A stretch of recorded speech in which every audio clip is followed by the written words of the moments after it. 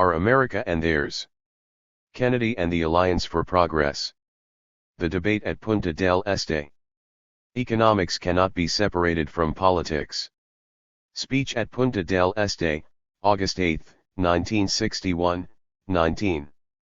The Real Road to Development. Second speech at Punta del Este, August 16, 1961, 69. The battle is not yet decided. Press conference in Cuba on the Punta del Este Conference, August 23, 1961, 81. Economics cannot be separated from politics. Speech at Punta del Este, August 8, 1961. Che Guevara's speech on behalf of the Cuban government to the ministerial meeting of the Inter-American Economic and Social Council, CIES, sponsored by the Organization of American States, OAS, at Punta del Este, Uruguay, on August 8, 1961. Head of the U.S. delegation, Douglas Dillon, presented Washington's recently proclaimed Alliance for Progress for official ratification by the meeting. The conference was presided over by Uruguayan President Eduardo Hedo. Mr. President. Distinguished delegates.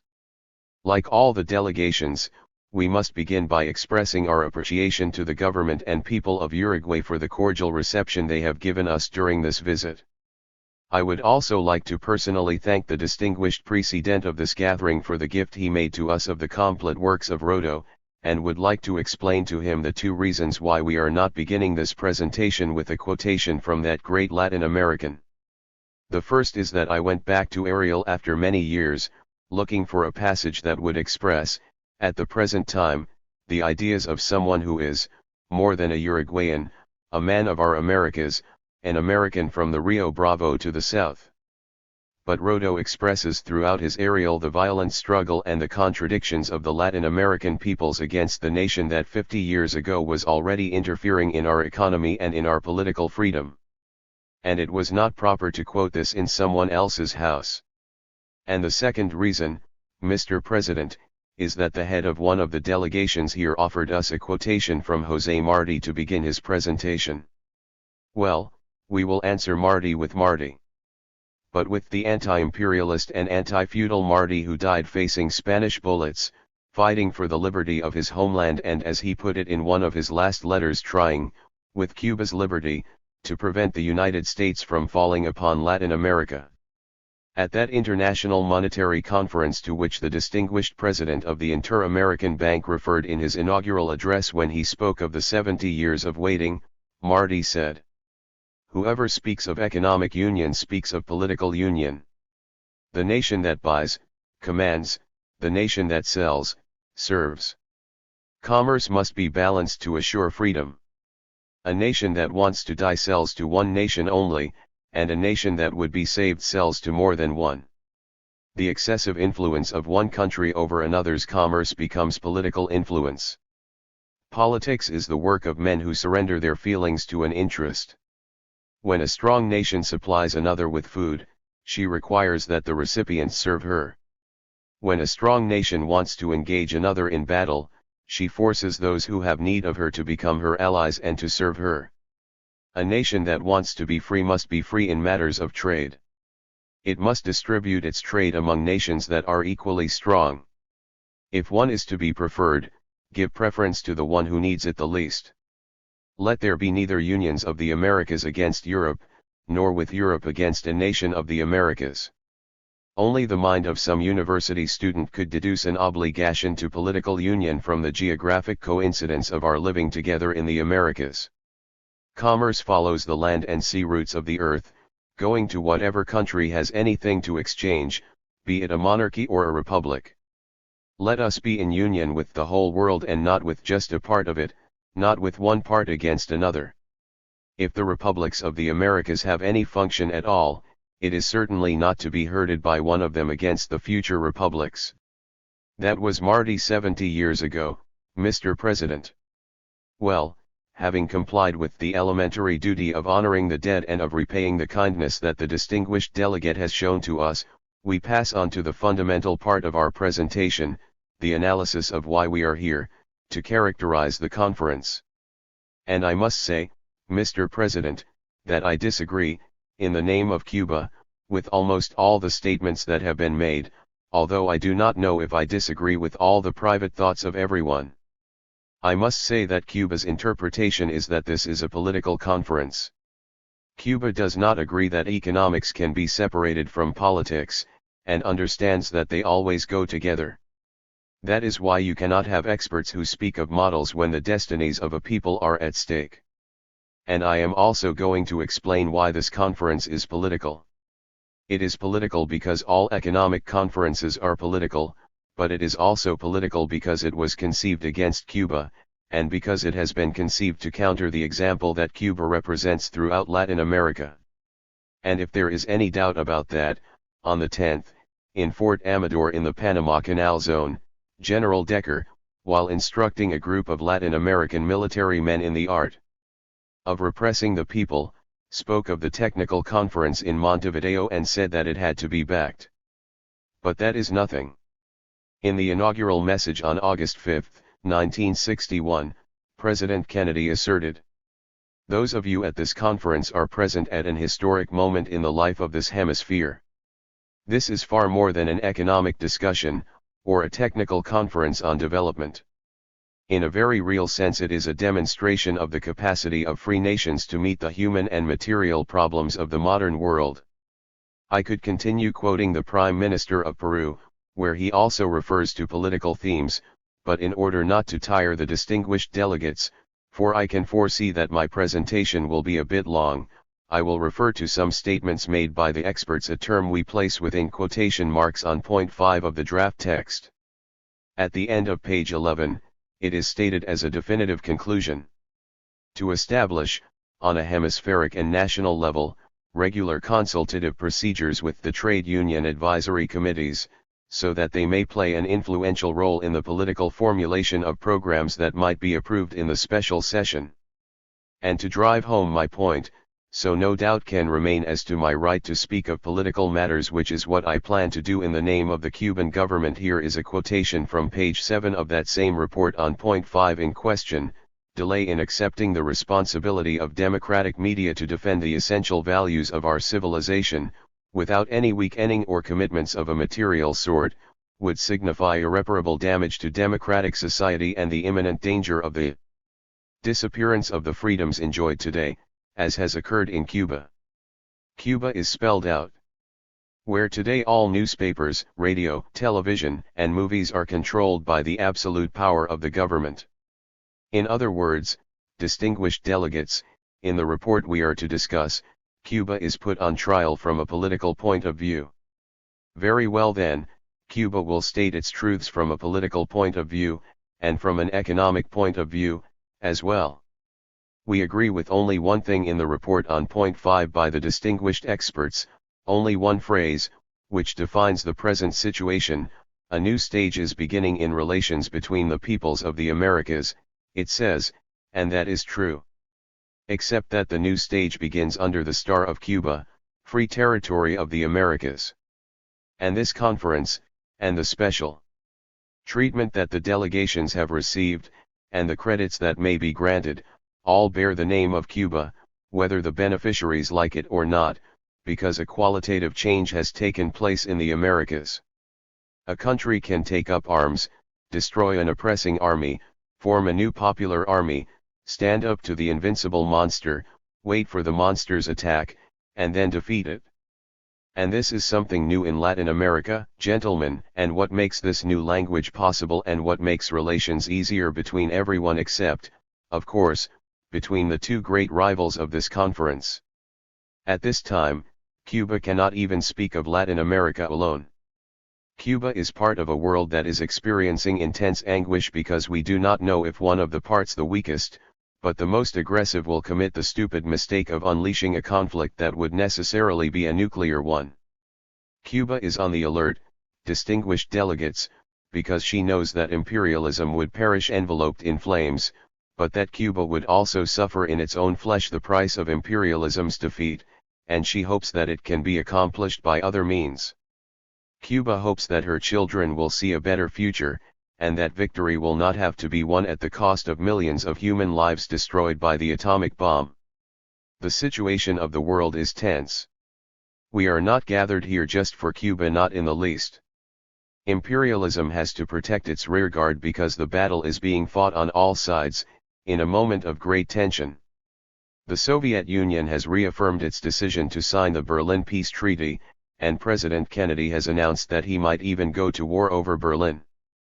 But there is not only Berlin, there is not only Cuba, there is Laos, elsewhere there is the Congo, where Lumumba was assassinated by imperialism, there is divided Vietnam, divided Korea, Formosa Taiwan in the hands of Chiang Kai-shek's gang, Algeria is bleeding to death, and now they also want to divide it, and there is Tunisia, whose population was machine-gunned the other day for committing the crime of wanting to regain their territory. That is the world today, distinguished delegates. That is how we have to see it in order to understand this conference and draw the conclusions that will permit our peoples either to head toward a happy future of harmonious development, or else become appendages of imperialism in the preparation of a new and terrible war. Or they may shed blood in internal strife when, as almost all of you have foreseen, the people, tired of waiting, tired of being fooled once again, set out on the road that Cuba once took, that of seizing weapons from the enemy army, which represents reaction, and destroying to its very foundations a whole social order designed to exploit the people. The history of the Cuban Revolution is short in years, Mr. President, but rich in accomplishments, rich in positive accomplishments, and rich also in the bitterness of the aggressions it has suffered. We will point out a few of them so it may be well understood that a long chain of events leads us here. In October 1959, the only fundamental economic measure that the revolutionary government had carried out was the agrarian reform. Pirate planes coming from the United States flew over Havana's airspace, and as a result of the bombs that they dropped and the fire of our anti-aircraft batteries, 2 people were killed and 50 were wounded.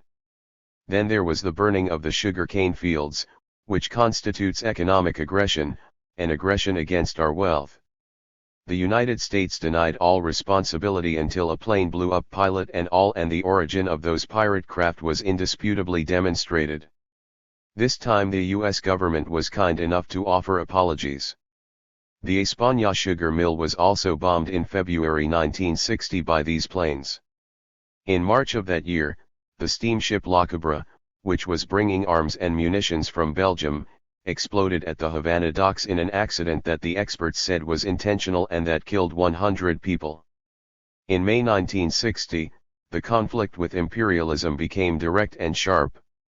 The oil companies operating in Cuba, invoking the right of force and scorning the laws of the Republic, which clearly specified their obligations, refused to refine the crude oil that we had bought from the Soviet Union, in the exercise of our free right to trade with the whole world and not with just a part of it, as Marty said.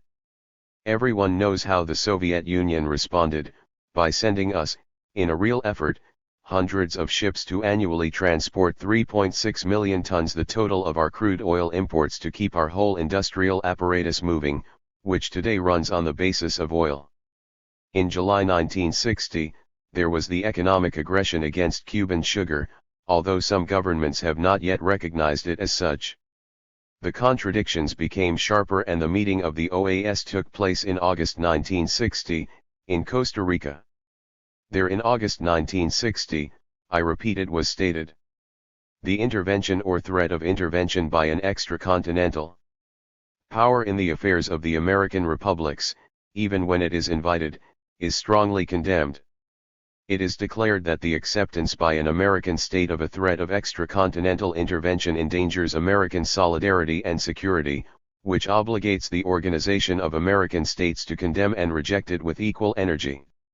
In other words, the sister nations of the Americas, gathered in Costa Rica, denied us the right to be defended.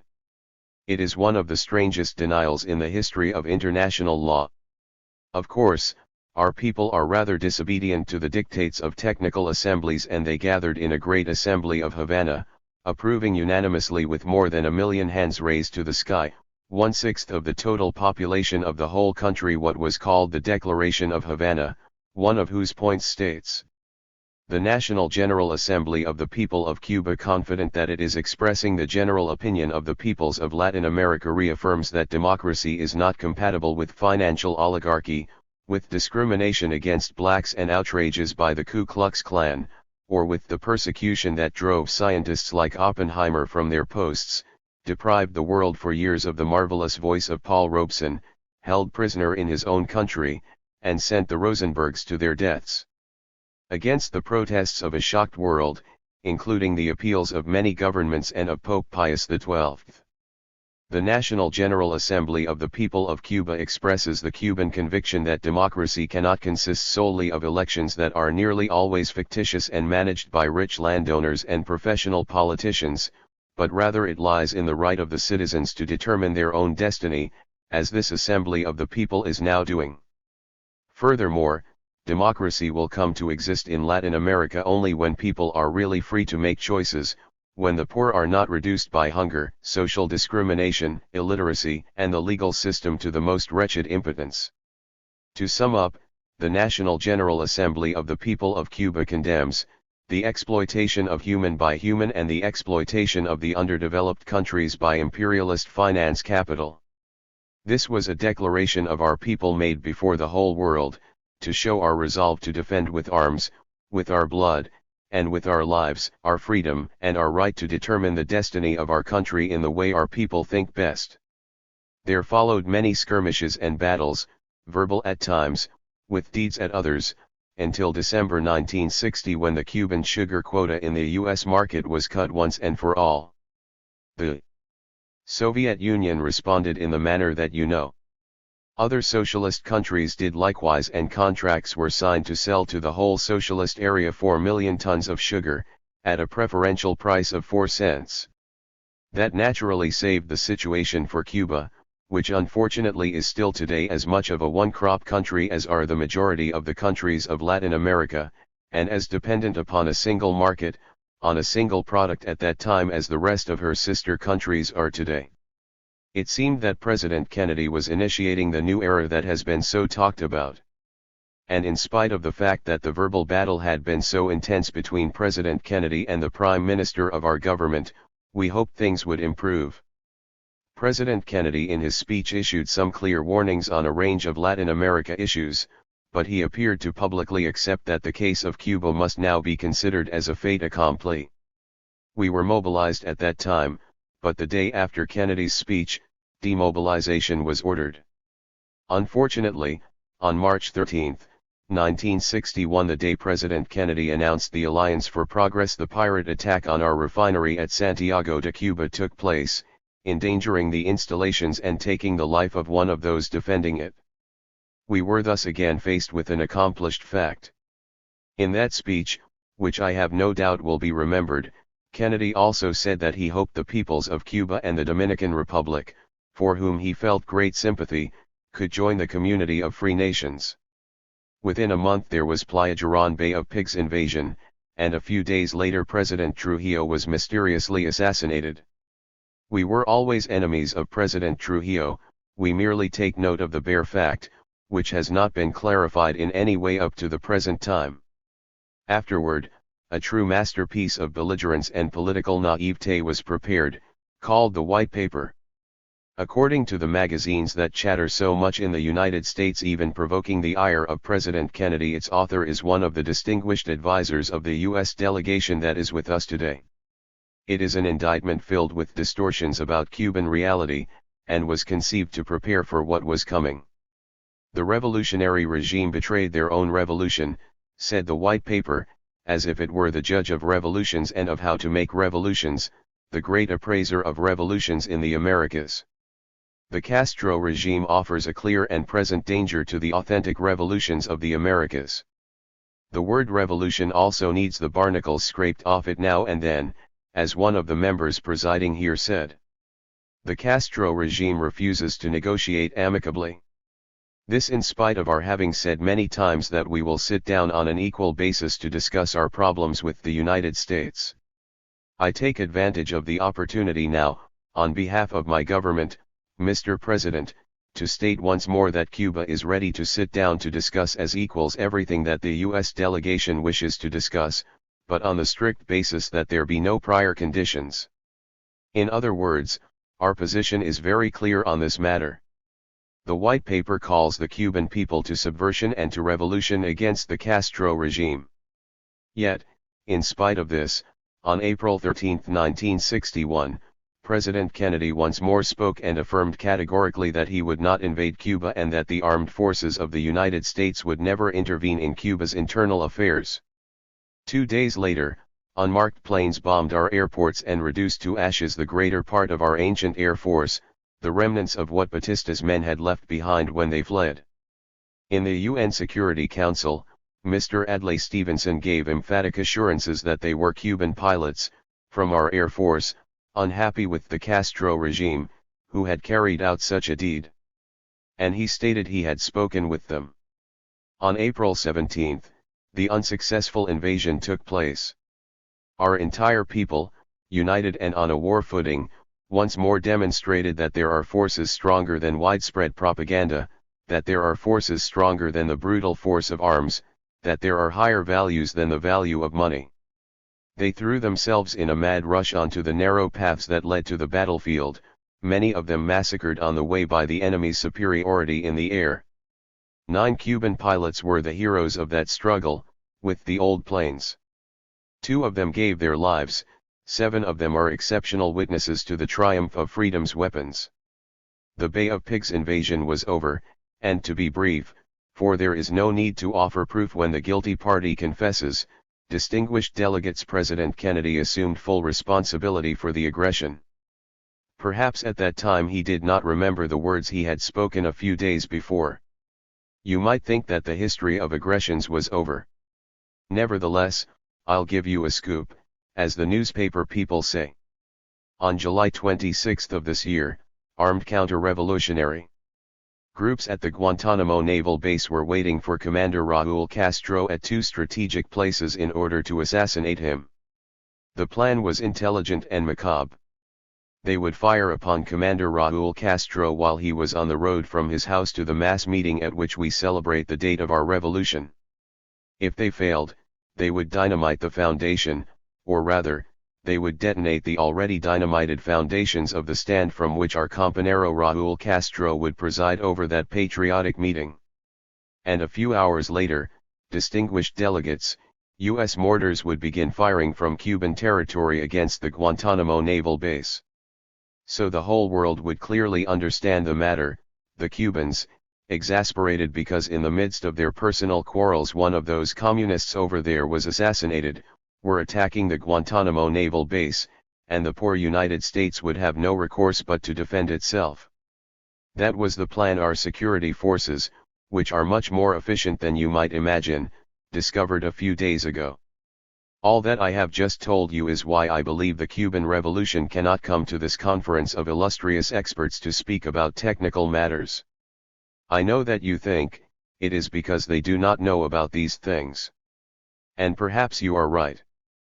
But the fundamental thing is that politics and facts, so obstinate, which are constantly present in our situation, prevent us from coming here to speak about numbers or to analyze the perfections of the CIES specialists.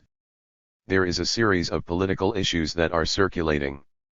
One of them is a political economic question, the tractors. 500 tractors is not an exchange value.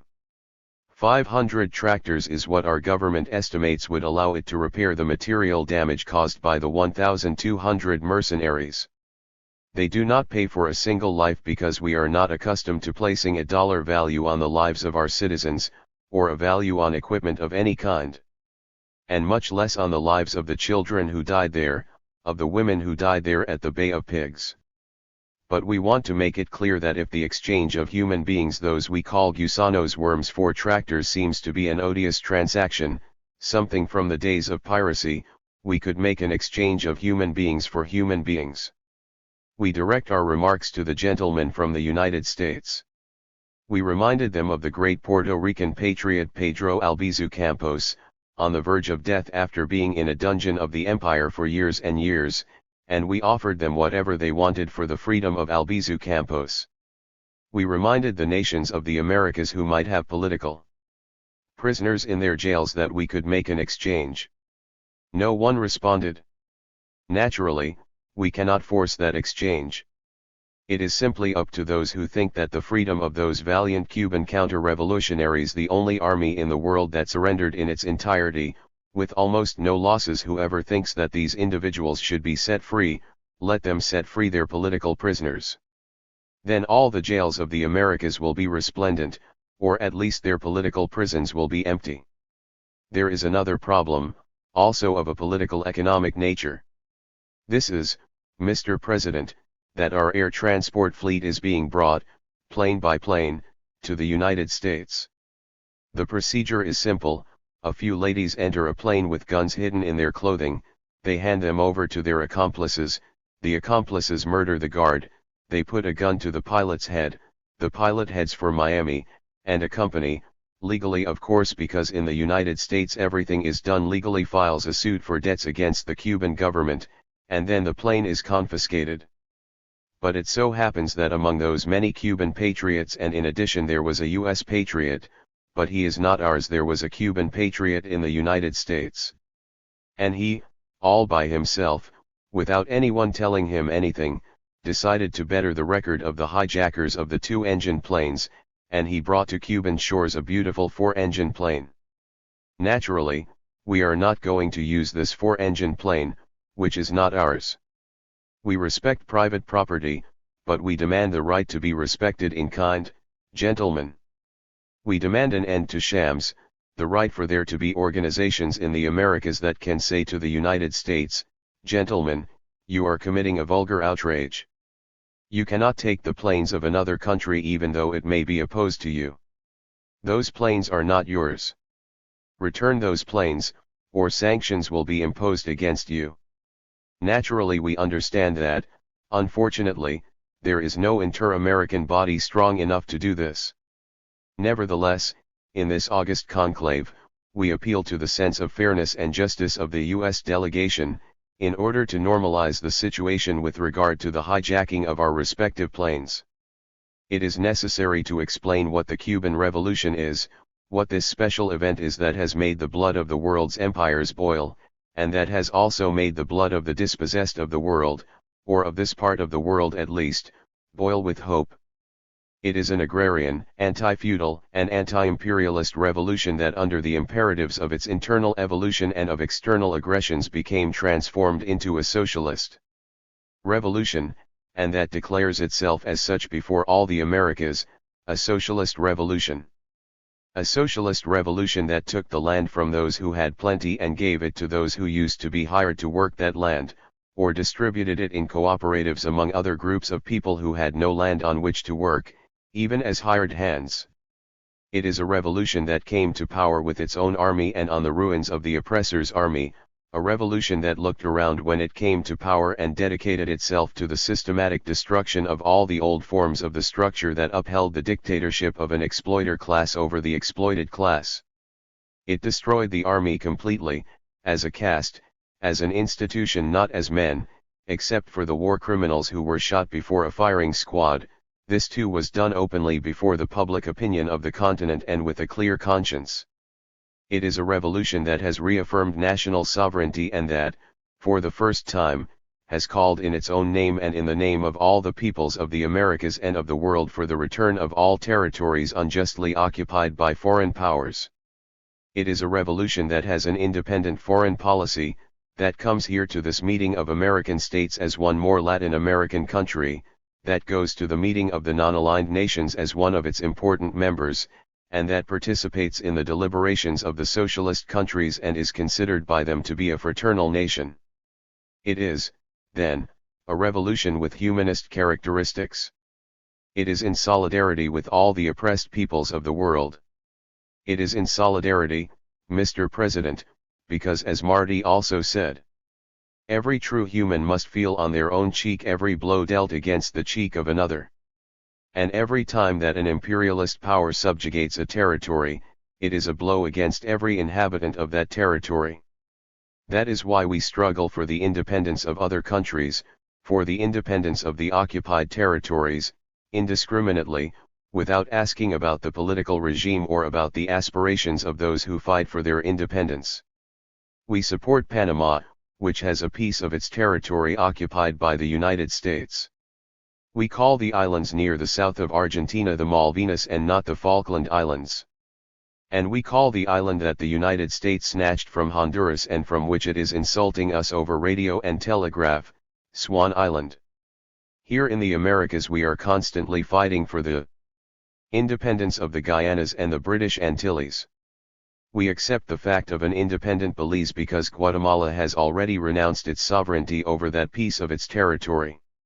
And we also fight in Africa, in Asia, in any part of the world where the strong oppress the weak, so that the weak may achieve independence, self-determination, and the right to self-rule as a sovereign state. Permit us to say that when the earthquake struck Chile, our people came to her aid to the extent of our resources, with our only product, sugar. It was a small amount of aid, but nevertheless it was a type of aid for which nothing was demanded in return. It was simply handing over to a sister nation some food to tide her over those anxious hours. Nor does that country have to thank us, and much less does she owe us anything, it was our duty to give what we gave. Our revolution nationalized the domestic economy, it nationalized basic industry, including mining. It nationalized all foreign trade, which is now in the hands of the state, and which we proceeded to diversify by trading with the whole world. It nationalized the banking system in order to have in its hands the efficient instrument with which to exercise the function of credit in accordance with the country's needs. It provides for the participation of the workers in the management of the planned national economy. It carried out the urban reform just a few months ago, through which every inhabitant of the country was made the owner of the home they occupied on the sole condition that they continue to pay the same rent that they were already paying, in accordance with a table, for a set number of years. It instituted many measures to affirm the dignity of the human being. Among the first of these was the abolition of racial discrimination, which existed in our country, distinguished delegates, in a somewhat subtle form, but it existed. The beaches of our island were not for blacks or the poor to swim at because they belonged to some private club visited by tourists who did not like to swim with black people. Our hotels, Havana's great hotels, which were built by foreign companies, did not allow black people as guests, because tourists from other countries did not like it. That is the way our country was. A woman did not have anything approaching equal rights, she was paid less for the same work, she was discriminated against, as she is in the majority of our countries. The city and the countryside were in perpetual conflict, and from that conflict imperialism drew a workforce, which was paid poorly and denied steady work. In all these areas we carried out a revolution, and we also carried out a true revolution in education, culture, and health care. This year illiteracy will be eliminated in Cuba. Some 104,000 literacy volunteers of all ages are spread throughout the Cuban countryside teaching reading and writing to 1.25 million illiterates, because in Cuba there were many illiterates. There were 1.25 million illiterates, many more than the official statistics used to report. This year primary education has been made compulsory through the 9th grade, and secondary education has been made free and compulsory for the whole school-age population. We have converted the fortresses into schools. We have carried out university reform and have given the whole people free access to higher culture, to science, and modern technology. We have greatly promoted national values to overcome the cultural deformation produced by imperialism, and our art receives the applause of the peoples of the world, not all the peoples, since in some places they are not allowed to enter. We have promoted the cultural heritage of Latin America through the awarding of annual prizes to writers from all latitudes of the Americas, and whose poetry prize, Mr. President, was won by the Uruguayan poet laureate, Roberto Ibanez, in the last contest. We have extended the social function of medicine to benefit the peasants and the poor urban workers. All the people have access to sport, to the extent that on July 25, 75,000 people marched in a sports celebration given in honor of the world's first cosmonaut, Commander Yuri Gagarin. Popular beaches have been open to all, of course, without distinction of color or ideology, and free besides. And the exclusive social clubs of our country, of which there were many, were transformed into workers' social clubs. All right, gentlemen experts, fellow delegates, the time has come to address the economic section of the text. Point 1 is very broad. Prepared by very brainy experts, it aims at planning the social and economic development of Latin America. I am going to refer to some of the statements of the gentlemen experts in order to refute them from the technical point of view, and then present the Cuban delegation's viewpoint on what development planning is. The first incongruity that we observe in this work is expressed in this passage. Sometimes the idea is expressed that an increase in the level and in the diversity of economic activity necessarily results in the improvement of sanitary conditions. Nevertheless, the group is of the opinion that the improvement of sanitary conditions is not only desirable per se, but that it constitutes an indispensable prerequisite to economic growth, and that it should therefore form an essential part of the programs for the development of the region. On the other hand, this is also reflected in the structure of the loans granted by the Inter-American Development Bank, for in the analysis that we made of the $120 million loaned in the first period, $40 million, in other words 1/3, corresponds directly to loans of this type, for housing, for aqueducts, for sewers. It is a bit like, I do not know, but I would almost classify it as a colonial mentality. I get the impression they are thinking of making the latrine the fundamental thing. That would improve the social conditions of the poor Indian, of the poor black, of the poor person who lives in subhuman conditions. Let's make latrines for them, and after we have made latrines for them, and after their education has taught them how to keep themselves clean, then they can enjoy the benefits of production. Because it should be noted, distinguished delegates, that the topic of industrialization does not figure in the analysis of the distinguished experts. Planning for the gentlemen experts is the planning of latrines. As for the rest, who knows how it will be done?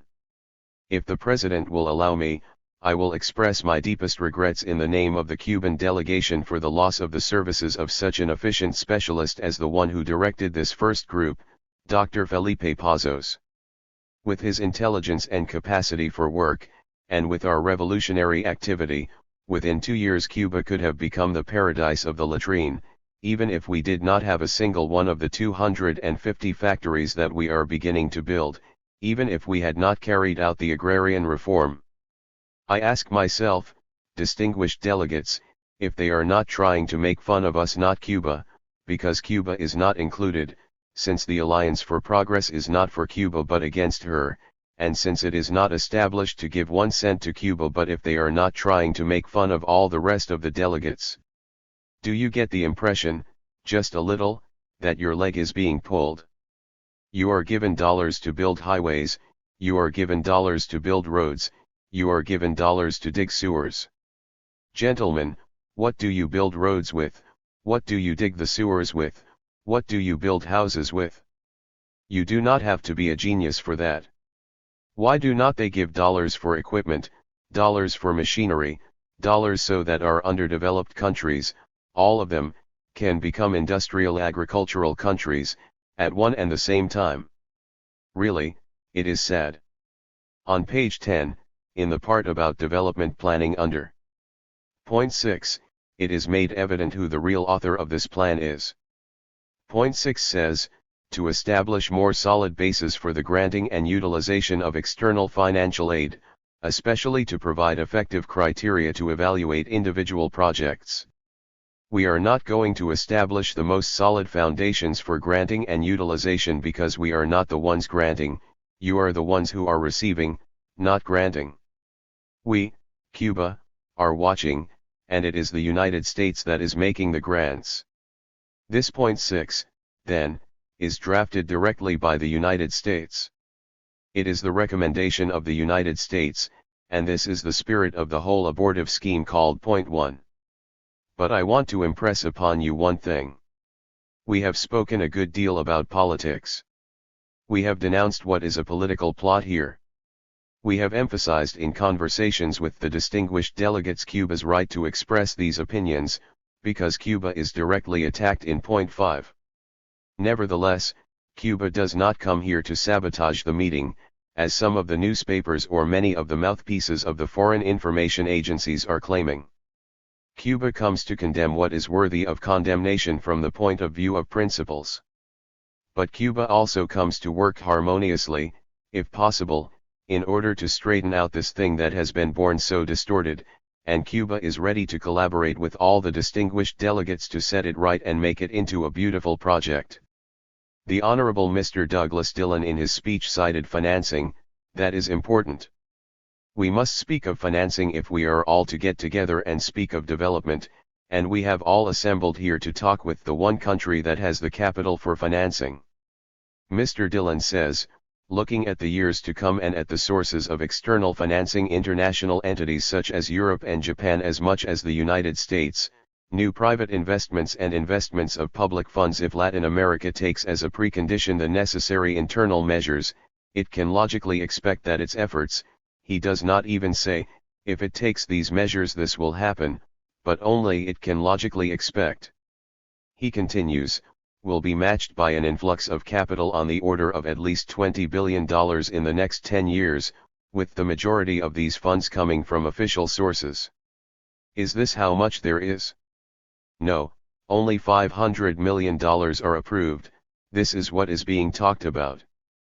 This must be emphasized because it is the nub of the question. What does it mean? And I assure you that I'm not asking this for us, but for the good of all. What does it mean, if Latin America takes the necessary internal measures? And what does it can logically expect mean? I think that later in the work of the committees or at a time that the representative of the United States deems opportune, this detail should be cleared up a little, because $20 billion is an interesting sum. It is no less than 2/3 of the figure that our Prime Minister announced as necessary for the development of the Americas.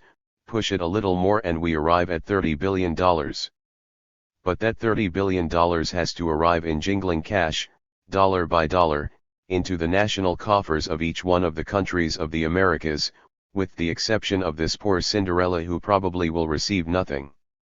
That is where we can help, but not as part of a blackmail, such as is foreseen. It is said, Cuba is the goose that lays the golden egg. Cuba exists, and while there is a Cuba, the United States will continue to give. No, we do not come here for that reason. We come to work, to try and struggle on the level of principles and ideas, for the development of our peoples. Because all or nearly all the distinguished representatives have said it, if the Alliance for Progress fails, nothing can hold back the wave of popular movements. I say this in my own words, but that is what was meant. Nothing can hold back the wave of popular movements if the Alliance for Progress fails. And we are interested in it not failing, if and insofar as it means a real improvement for Latin America in the standard of living of all its 200 million inhabitants. I can make this statement honestly and with all sincerity. We have diagnosed and foreseen the social revolution in the Americas, the real one, because events are unfolding in a different way, because there is an attempt to hold the people back with bayonets, and when the people realize that they can take the bayonets and turn them against the ones who brandish them, then those who brandish them are lost. But if the road the people want to take is one of logical and harmonious development, through long-term loans with low interest, as Mr. Dillon said, with 50 years to pay, we also are in agreement. The only thing is, distinguished delegates, that we all have to work together here to make that figure concrete, and to make sure that the U.S. Congress approves it. Because do not forget that we are faced with a presidential and parliamentary regime, not a dictatorship like Cuba, where a representative of Cuba stands up, speaks in the name of his government, and takes responsibility for his actions. What is said here also has to be ratified over there, and the experience of all the distinguished delegates is that many times the promises made here were not approved there. Well, what I have to say on each of these points is very long, and I'll shorten it so that we can discuss them in the commissions in a fraternal spirit. These are simply some general facts, some general considerations. The rate of growth presented as a most beautiful thing for all Latin America is a 2.5% net growth. Bolivia announced 5% for 10 years. We congratulate the representative of Bolivia and say to him that with just a little effort and the mobilization of the popular forces he could say 10%. We speak of 10% growth with no fear whatsoever. 10% growth is the rate that Cuba foresees for the coming years. What does this indicate, distinguished delegates? That if each country maintains its current course, Latin America as a whole, which today has a per capita income of approximately $330 and a 2.5% annual growth rate, by around the year 1980 will have a per capita income of $500. Certainly for many countries that is quite phenomenal. What does Cuba intend to have by the year 1980? A net income per capita of around $3,000, more than the United States currently has. And if you do not believe us, fine, here we are ready for a competition, gentlemen. Let us be left in peace. Let us be allowed to develop, so that we can come together again in 20 years to see if the siren song is revolutionary Cuba's or someone else's. But we are announcing, quite responsibly, that rate of annual growth. The experts suggest the substitution of well-equipped farms for inefficient latifundia and very small farms. We say, do they want to make an agrarian reform? Take the land from those who have a lot and give it to those who do not have any. That is the way to make an agrarian reform. The rest is a siren song. The way to do it? Whether a piece of land is given out in parcels, in accord with all the rules of private property, whether it is transformed into collective property, whether these are combined, as we have done, all that depends on the peculiarities of each nation. But agrarian reform is carried out by eliminating the latifundia, not by sending people to colonize far-off places.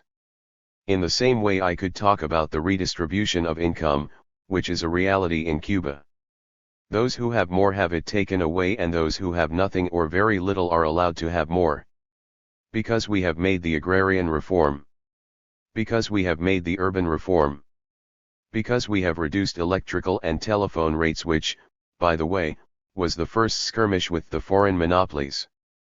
Because we have made social centers for workers and child care centers, where the children of the workers go to receive food and stay there while their parents work. Because we have created public beaches. And because we have nationalized education, which is absolutely free.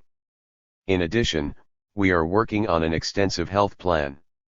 I shall speak of industrialization separately, because it is the basic foundation for development and we interpret it as such. But there is one point that is very interesting. It is the filter, the purifier, the experts. I think there were 7. The danger of the latrinocracy stuck in the middle of the agreements with which the peoples want to improve their living standards. Once again, politicians in the guise of specialists, saying here yes and here no. Because you have done such and such a thing, yes, but in reality because you are a willing tool of the one who is handing out the favors.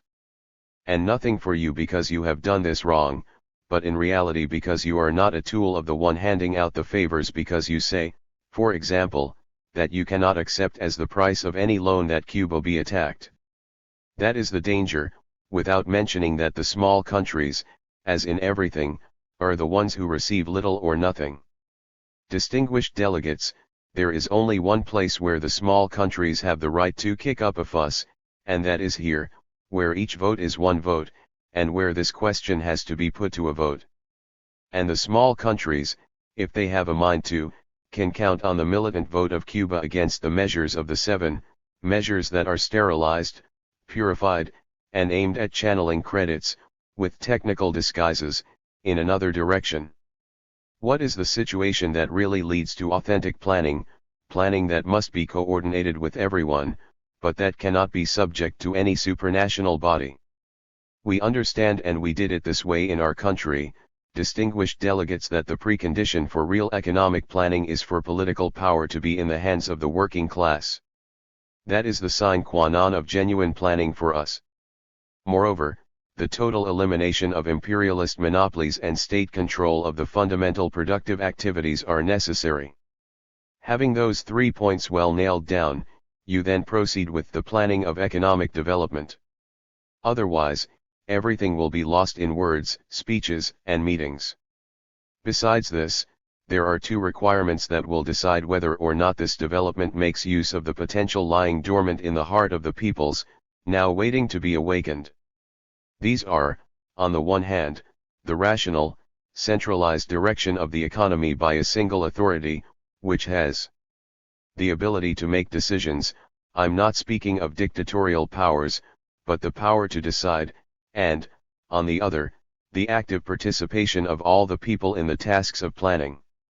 Naturally, for the entire people to participate in the tasks of planning, they will have to own the means of production. Otherwise, it will be difficult for them to participate. The people will not want to, and it seems to me that the owners of the enterprises where they work will not want them to either. Now, we can speak for a few minutes about what Cuba has achieved by trading with the whole world, following the flow of commerce, as Marty said. To date, we have signed agreements for $357 million in credits with the socialist countries, and we are in negotiations, real negotiations, for a little over $140 million more, which makes a total in loans of $500 million for the next 5 years. That loan, which gives us the ownership and control of our economic development, comes to, as we said, $500 million, the sum that the United States is giving to all of Latin America just for our little republic. This, divided by the population of the Republic of Cuba and translated to Latin America, would mean that the United States, in order to provide an equivalent amount, would have to give 15 billion pesos in 5 years, or $30 billion in 10 years. I speak of pesos or dollars, because in our country their value is the same. That is the sum that our Prime Minister asked for. With that amount, if there were a proper leadership of the economic process, Latin America in only 5 years would be quite a different place. We now pass on to point 2 of the text. And naturally, before analyzing it, we will ask a political question. Some friends of ours at these meetings, of whom there are many, although it might not appear that way, were asking us if we were ready to come back into the fold of Latin American nations. We have never abandoned the Latin American nations, and we are struggling not to be expelled, not to be forced to leave the fold of Latin American republics. What we do not want is to be a herd of cattle, as Marty said. Simply that.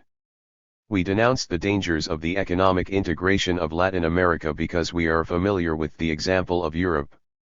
In addition, Latin America knows from bitter experience what European economic integration has cost.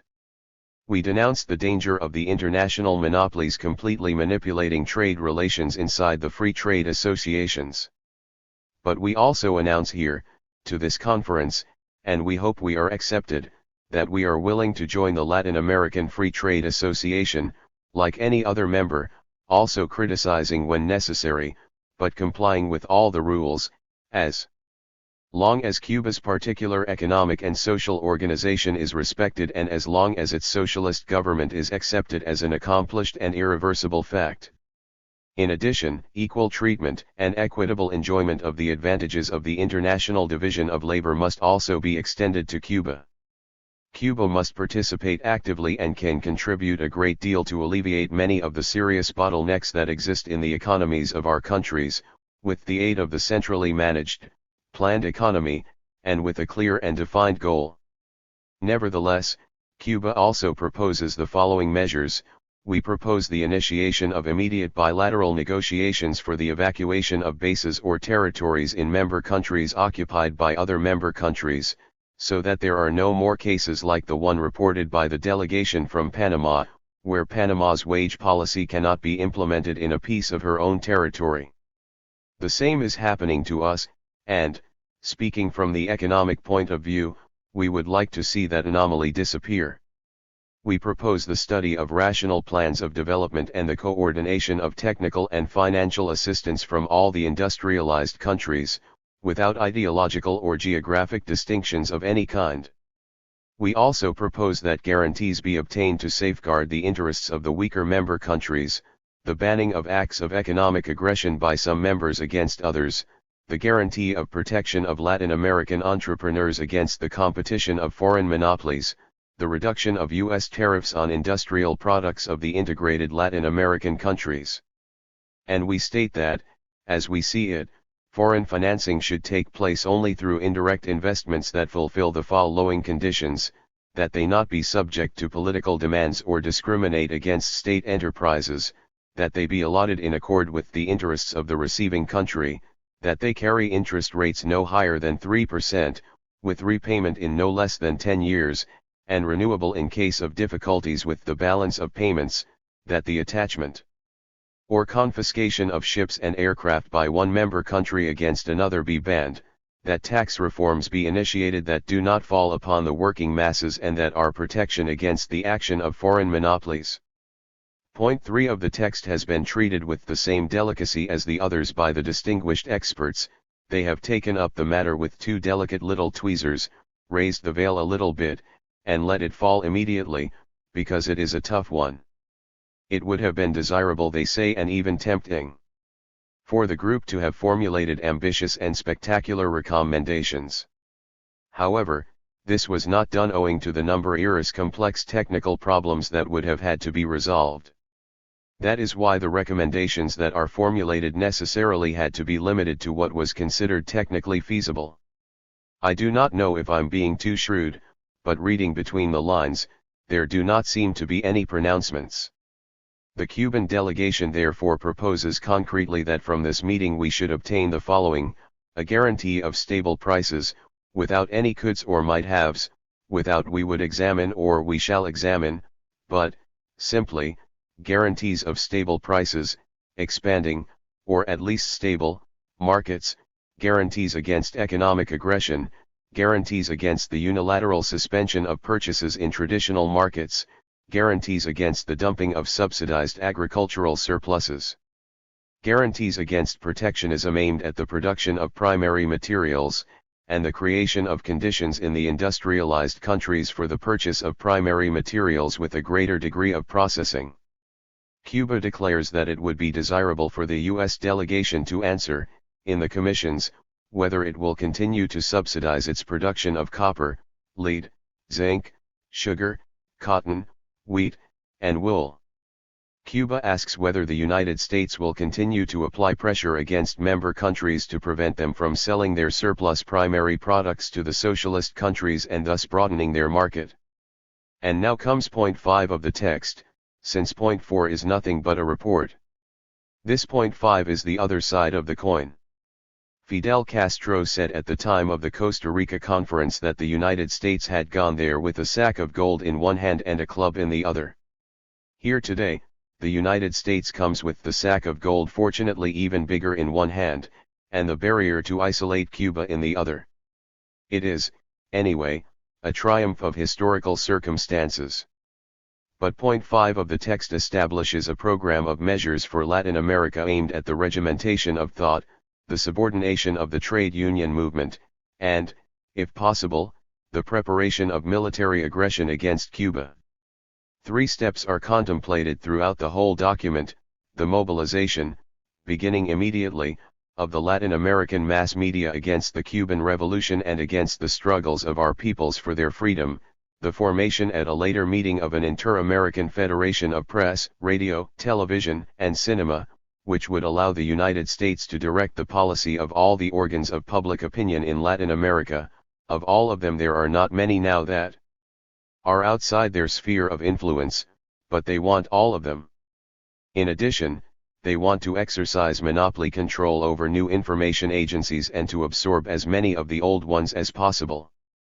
All this, in order to do something unprecedented, which has been announced here with such tranquility and which in my country provoked deep discussion when something similar was done in only one case. They are attempting, distinguished delegates, to establish a cultural common market, organized, managed, paid for, and domesticated. All the culture of Latin America at the service of imperialism's propaganda plans, to demonstrate that the hunger of our peoples is not hunger at all, but laziness. Magnificent. Confronted with this, we reply, a call must be made to the organs of public opinion in Latin America, that they take up and share in the ideals of national liberation of each Latin American people. There must be a call for the exchange of information, cultural media, organs of the press, and the attainment of direct visits without discrimination between our peoples, gentlemen, because today a U.S. citizen who goes to Cuba faces 5 years in prison when they return to their country. A call must be made to the Latin American governments for them to guarantee the freedoms that allow the working class movement to organize independent trade unions, to defend the interests of the workers, and to struggle for the true independence of its peoples. And we call for a total, absolute condemnation of Point 5 as an attempt by imperialism to domesticate the one thing that our peoples had been saving from disaster, the national culture. Distinguished delegates, permit me to give an outline of the objectives of Cuba's first plan of economic development for the next 4-year period.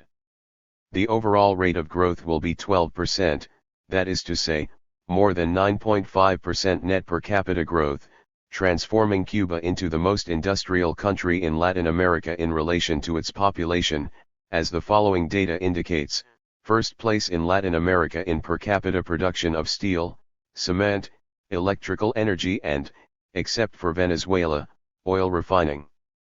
First place in Latin America in tractors, rayon, footwear, textiles, etc. Second place in the world in the production of metallic nickel. Up until now Cuba had only produced concentrates. The production of nickel in 1965 will be 70,000 metric tons, which constitutes approximately 30% of the world's production. In addition, Cuba will produce 2,600 metric tons of metallic cobalt. The production of 8.5 to 9 million tons of sugar. The beginning of the transformation of the sugar industry into a sucrochemical industry. In order to accomplish these measures, which are easy to list but demand enormous work and the effort of an entire people in order to succeed, plus a great deal of external financing for the purpose of aid and not exploitation, the following measures have been taken. More than 1 billion pesos, the Cuban peso is equivalent to the dollar, are going to be invested in industry in the installation of 800 megawatts of electrical generating capacity. In 1960, the installed capacity not counting the sugar industry, which works seasonally, was 621 megawatts. Building or expanding 205 factories, among which the following 22 are the most important: a new plant to refine metallic nickel, which will raise the total to 70,000 tons, a petroleum refinery with a capacity of 2 million tons of crude oil, the first steel plant, for 700,000 tons, which in this 4-year period will produce 500,000 tons of steel, the expansion of our seamed steel pipe plants to produce 25,000 metric tons, tractors, 5,000 units annually, motorcycles, 10,000 units annually.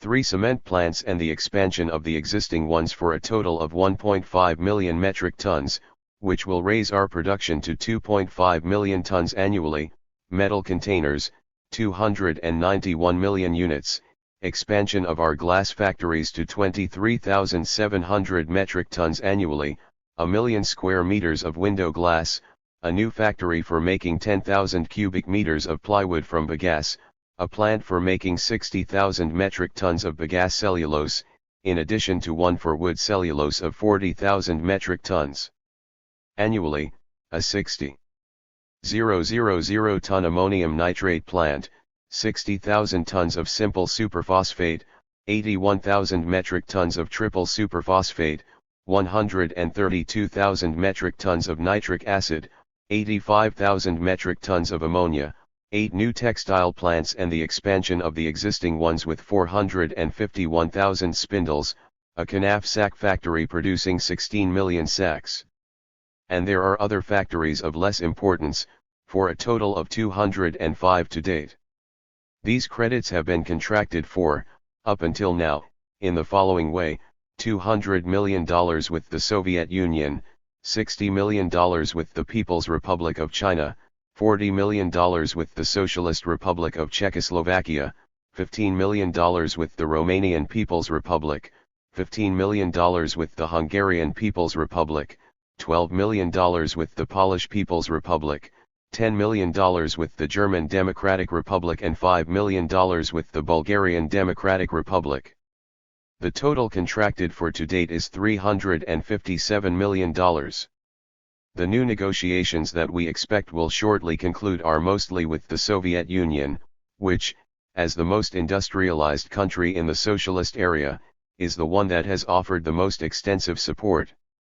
In terms of agriculture, Cuba has set itself the goal of reaching self-sufficiency in the production of food, including fats and rice, not wheat, self-sufficiency in cotton and coarse fibers.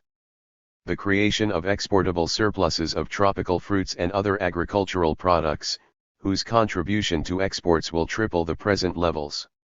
As regards foreign trade, the value of exports will increase by 75% over 1960, diversification of the economy. Sugar and its derivatives will make up about 60% of the value of the exports, and not 80% as now.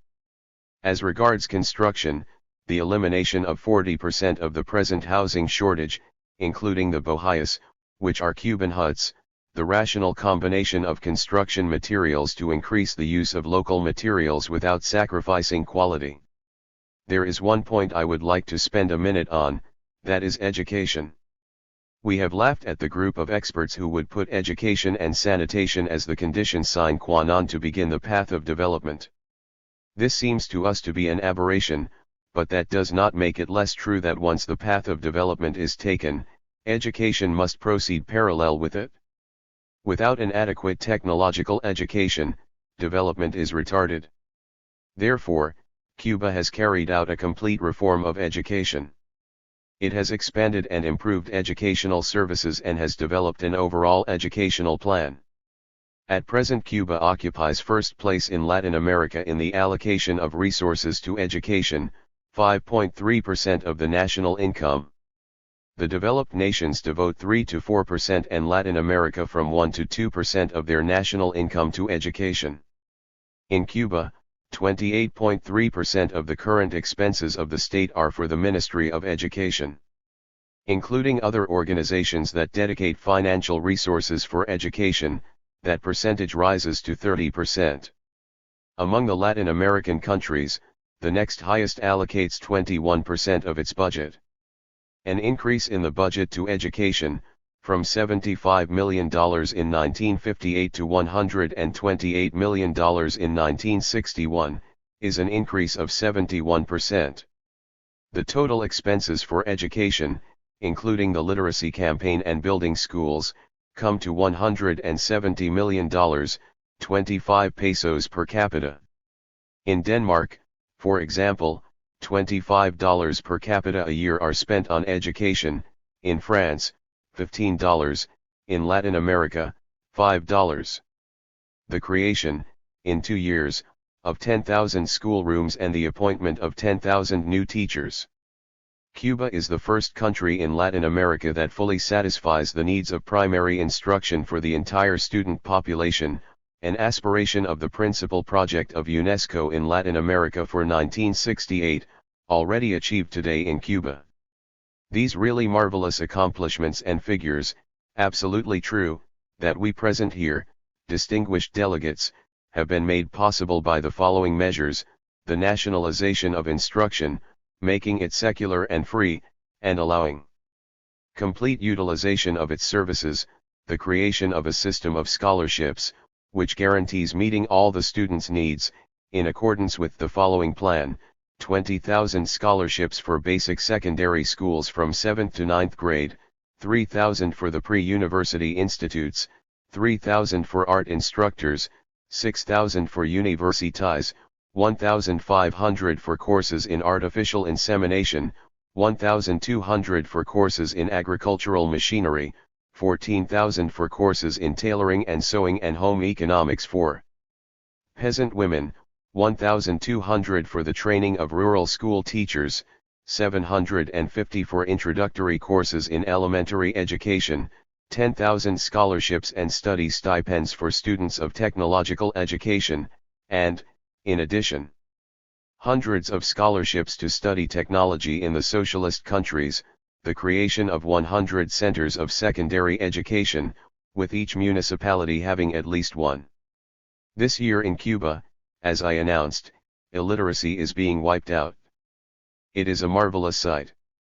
Up to the present moment, 104,500 brigadistas, almost all of them students between 10 and 18 years old, have flooded the country from one end to the other, going directly to the peasant's bohio, to the worker's house, to convince the old person who does not want to study anymore, and thus to wipe out illiteracy in Cuba. Each time a factory eliminates illiteracy among its workers, it raises a flag announcing this fact to the people of Cuba. Each time a cooperative wipes out illiteracy among its peasants, it hoists the same standard. And the 104,500 young students have as their symbol a book and a lantern, to bring the light of learning to the backward regions. They belong to the Conrado Benitez Brigades, named in honor of the first martyr for education in the Cuban Revolution, who was lynched by a group of counter-revolutionaries for the grave crime of teaching the peasants in the mountains of our country to read. That is the difference, distinguished delegates, between our country and those who combat us. A total of 156,000 literacy volunteers, who are not full-time since they are workers or professionals, are working in education. 32,000 teachers are leading this army. And only with the active cooperation of all the Cuban people are they able to achieve such significant statistics. All this has been done in 1 year, or rather, in 2 years. 7 regimental barracks have been converted into school cities, 27 barracks into schools, and all this while facing the danger of imperialist aggression. The Camilo Cienfuegos school city today has 5,000 pupils from the Sierra Maestra, and units are under construction for 20,000 pupils. The construction of a similar school city in each province is projected. Each school city will be self-sufficient in foodstuffs, introducing peasant children to agricultural techniques. Moreover, new methods of teaching have been established. From 1958 to 1959, primary school enrollment increased from 602,000 to 1,231,700 pupils, basic secondary school, from 21,900 to 83,800, commercial schools, from 8,900 to 21,300, technical schools, from 5,600 to 11,500. A total of $48 million has been invested in school construction in only 2 years. The national printing plant guarantees textbooks and other printed matter for all students, free of charge. There are 2 television networks that cover the whole national territory, and we use that powerful media for the massive dissemination of learning. Likewise, the entire national radio is at the disposal of the Ministry of Education. The Cuban Institute of Cinematographic Art and Industry, the National Library, and the National Theater, with departments throughout the country, complete the great apparatus for the dissemination of culture. The National Institute of Sports, Physical Education, and Recreation, whose initials are INDIR, promotes physical development on a mass scale. This, distinguished delegates, is the cultural panorama of Cuba at this time. Now comes the final part of our presentation, the part of definitions, because we want to make our position completely clear. We have denounced the Alliance for Progress as a vehicle designed to separate the people of Cuba from the other peoples of Latin America, to sterilize the example of the Cuban Revolution, and then to subdue the other peoples according to imperialism's instructions. I would like to be allowed to fully demonstrate this. There are many interesting documents in the world. We shall distribute among the delegates some documents that came into our hands and that demonstrate, for example, the opinion that imperialism has of the Venezuelan government, whose foreign minister harshly attacked us a few days ago, perhaps because he thought we were violating rules of friendship with his people or his government. Nevertheless, it is interesting to point out that friendly hands brought us an interesting document. It is a report of a secret document addressed to Ambassador Moscoso in Venezuela by his advisors John M. Cates, Jr., Irving Trajan, and Robert Cox. In one of the paragraphs, speaking of the measures that must be taken in Venezuela to make a real alliance for progress directed by the United States, this document states, reform of the bureaucracy, all the plans that are formulated. They are speaking of Venezuela. All the programs that are initiated for the economic development of Venezuela, whether they be by the Venezuelan government or by U.S. experts, will have to be put into practice through the Venezuelan bureaucracy. But as long as the public administration of this country is characterized by incompetence, indifference, inefficiency, formalism, factional favoritism in the granting of jobs, theft, duplication of functions, and the creation of private empires, it will be practically impossible to put into effect dynamic and efficient projects through the governmental machinery.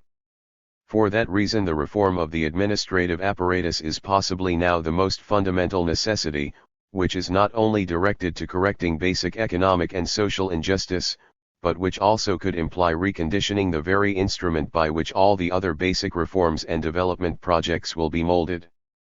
There are many interesting things in this document that we will put at the disposal of the distinguished delegates, in which they speak, also, of the natives. After teaching the natives, they let the natives work. We are natives, nothing more. But there is something very interesting, distinguished delegates, and that is the recommendation that Mr. Cates makes to Mr. Moscoso about what must be done in Venezuela and why it must be done. He says as follows. The United States will be faced with the necessity, probably sooner than it is thought, of pointing out to the conservatives, the oligarchy, the newly rich, the national and foreign moneyed sectors in general, the military, and the clergy, that they will in the last analysis have to choose between two things, to contribute to the establishment in Venezuela of a society based on the masses, in which they retain part of their status quo and wealth, or to be faced with the loss of both, and very possibly their own death at the hands of a firing squad. This is a report of the U.S. advisors to their ambassador. If the forces of moderation and progress are rooted in Venezuela. After this, we are given the complete picture of the whole deception to be practiced in this conference, with other reports of the secret instructions given in Latin America by the U.S. State Department in reference to the Cuba case. This is very important, because it is what exposes the wolf in sheep's clothing. This is what it says. I am going to read an extract in deference to the brevity that I have already violated, but afterward we will circulate all of it. From the beginning, it was widely taken for granted in Latin America that the invasion was backed by the United States and, for that reason, would be successful. The majority of the governments and responsible sections of the population were prepared to accept a fait accompli, although there were misgivings about the violation of the principle of non-intervention. The communists and other vehemently pro-Castro elements immediately took the offensive with demonstrations and acts of violence directed against U.S. agencies in various countries, especially in Argentina, Bolivia, and Mexico. Nevertheless, such anti-US and pro-Castro activities received limited backing and had less effect than might have been expected. The failure of the invasion discouraged the anti-Castro sectors, who thought that the United States should have done something dramatic that would restore its damaged prestige, but it was received with joy by the communists and other pro-Castro elements. It continues. In most cases, the reactions of the Latin American governments were not surprising. With the exception of Haiti and the Dominican Republic, the republics that had already broken or suspended their relations with Cuba expressed their understanding of the U.S. position. Honduras joined the anti-Castro camp, suspending its relations in April and proposing the formation of an alliance of Central American and Caribbean nations to deal with Cuba through force. The proposal, which was also suggested independently by Nicaragua, was quietly abandoned when Venezuela refused to back it. Venezuela, Colombia, and Panama expressed a serious concern about Soviet and international communist penetration in Cuba, but they remained in favor of carrying out some type of collective action by the OAS to deal with the Cuban problem. Collective action by the OAS, here we enter familiar territory. A similar opinion was adopted by Argentina, Uruguay, and Costa Rica. Chile, Ecuador, Bolivia, Brazil, and Mexico refused to back any position that might imply an intervention in the internal affairs of Cuba. This attitude was probably very strong in Chile, where the government met strong opposition in all spheres to an open military intervention by any state against the Castro regime. In Brazil and Ecuador the question provoked serious divisions in the cabinet, in the Congress, and in the political parties. In the case of Ecuador, the intransigently pro-Cuba position of President Velasco was shaken but not altered by the discovery that Ecuadorian communists were being trained inside the country in guerrilla tactics by pro-Castro revolutionaries. Parenthetically, I will state that this is a lie. Likewise, there is little doubt that some of the formerly uncommitted elements in Latin America have been favorably impressed by Castro's ability to survive a military attack supported by the United States against his regime. Many who had hesitated to commit themselves before, because they believed that the United States would eliminate the Castro regime in the course of time, may have changed their opinion now. The victory of Castro has demonstrated to them the permanent and viable character of the Cuban Revolution. This is the report by the United States. Moreover, his victory has undoubtedly aroused the latent anti-US attitude that prevails in a great part of Latin America. In all respects, the member states of the OAS are now less hostile to US intervention in Cuba than before the invasion, but a majority including Brazil and Mexico, who together account for more than half the population of Latin America, are not ready to actively intervene or even to join in a quarantine against Cuba. Nor could it be expected that the OAS would give beforehand its approval of direct intervention by the United States, except in the event that Castro might be involved, beyond any doubt, in an attack on a Latin American government. Even when the United States might be successful, which looks improbable, in persuading the majority of Latin American states to join in a quarantine of Cuba, it would not be totally successful. Certainly Mexico and Brazil would refuse to cooperate and would serve as a channel for travel and other communication between Latin America and Cuba. Mexico's long-standing opposition to intervention of any kind would not represent an insuperable obstacle to collective action by the OAS against Cuba. The attitude of Brazil, however, which exercises a strong influence over its South American neighbors, is decisive for hemispheric cooperation. As long as Brazil refuses to act against Castro, it is probable that a number of other nations, including Argentina and Chile, would not want to risk adverse internal repercussions to accommodate the United States. The magnitude of the threat that Castro and the Communists constitute in other parts of Latin America will probably continue to depend, fundamentally, on the following factors: a. The ability of the regime to maintain its position, b. Its efficacy in demonstrating the success of its mode of coping with the problems of reform and development, and c. The ability of the non-communist elements in other Latin American countries to provide feasible and popularly acceptable alternatives. If, by means of propaganda, etc., Castro can convince the disaffected elements of Latin America that basic social reforms are really being made. That is to say, if the distinguished delegates are convinced that what we are saying is true, that benefit the poorest classes, the attraction of the Cuban example will increase and will continue to inspire imitators on the left in the whole region. The danger is not so much that a subversive apparatus, with its center in Havana, could export revolution, as that growing extreme poverty and discontent among the masses of the Latin American people may provide the pro-Castro elements opportunities to act. After considering whether or not we are intervening, they argue, it is probable that the Cubans will act cautiously in this respect for some time. Probably they do not wish to risk the interception or discovery of any military adventure or military supply operation originating in Cuba.